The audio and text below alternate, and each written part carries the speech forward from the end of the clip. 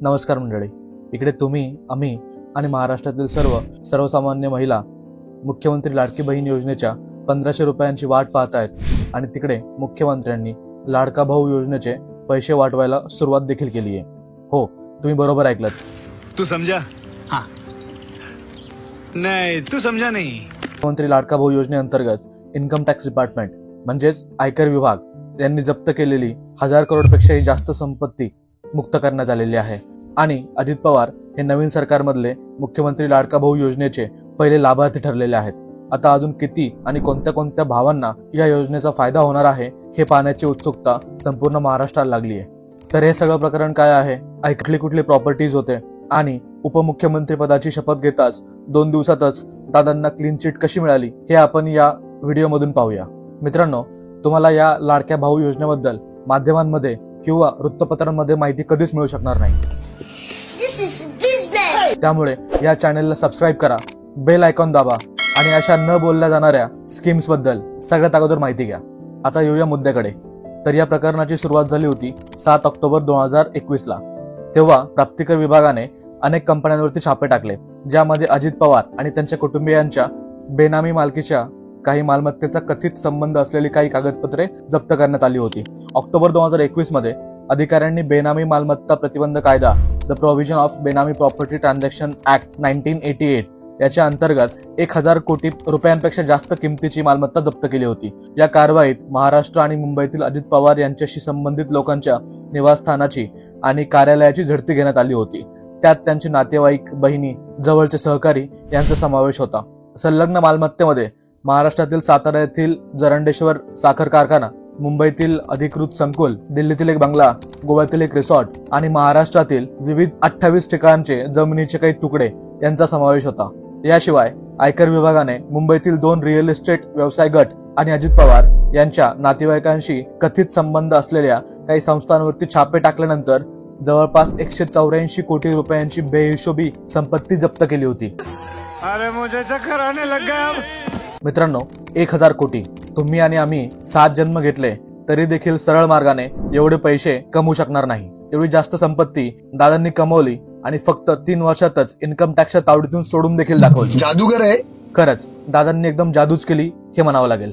मित्रांनो, प्रश्न असा आहे की आयकर विभागाने क्लीन चिट का दिली? तुम्ही आणि आम्ही एक साधं लाख रुपयाचं लोन घ्यायचं असेल तरी देखील या सरकारी कंपन्यांचे वर्षानुवर्ष हेलपाटे मारतो आणि इथे 1000 कोटी रुपयांचं प्रकरण फक्त एका फाईलमध्ये क्लोज करण्यात आलं।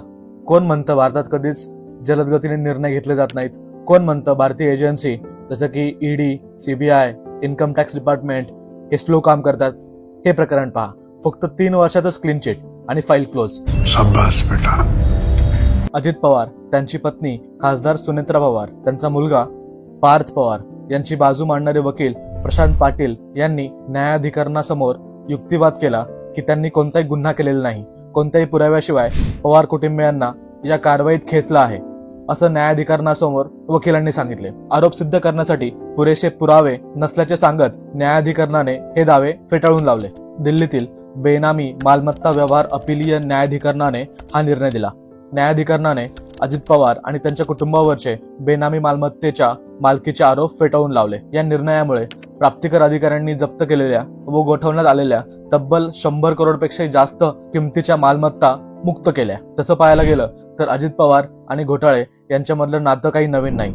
ये बड़ी अच्छी बात कही आपले प्रिय पंतप्रधान नरेंद्र मोदी यांनीही 70,000 करोडच्या घोटाळ्याचा आरोप एनसीपी वरती एकेकाळी केला होता।